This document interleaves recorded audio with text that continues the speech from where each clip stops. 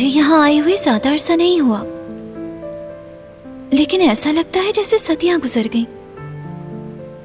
मेरी पुरानी जिंदगी, मेरी फैमिली, मेरे दोस्त, मेरा स्कूल, ऐसा लगता है जैसे ये सब मुझसे हजारों मील दूर हो गए हों।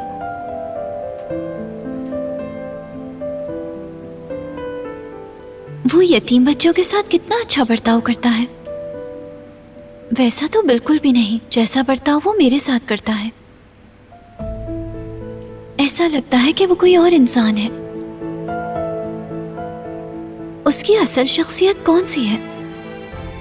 मुझे तजस्सुस हो रहा है। अपने भाई के साथ भी उसका रवैया हमदर्दाना है। वो एक मोहब्बत करने वाला इंसान है। अब मैंने इस बात को तस्लीम कर लिया है कि वो एक अच्छा इंसान है, लेकिन उसका भाई जिहान मुझसे नाराज है। मैं जब से यहाँ आई हूँ वो उस वक्त से खफा है। इसमें उसका कोई कसूर नहीं।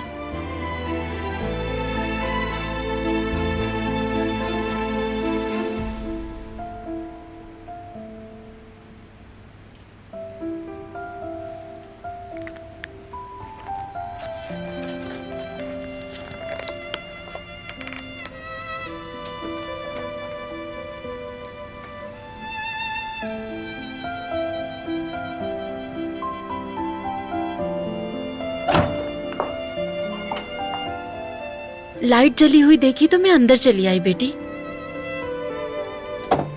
कोई बात नहीं कदर साहिबा। बारान साहब ने कहा है कि तुम उनके कमरे में जा सकती हो, वो आज रात काम करेंगे। नहीं, इसकी कोई जरूरत नहीं, बहुत शुक्रिया। बेटी, वो चाहते हैं कि तुम यहाँ आराम से रहो। मेरा मतलब तुम दोनों शादीशुदा हो और तुम अकेले कब तक? नहीं कदर साहिबा, मैं यहाँ सुकून से हूँ, मुझे कोई परेशानी नहीं। शुक्रिया आपका। चलो ठीक है, तुम्हारी मर्जी। शब बखैर। आपको भी शब बखैर।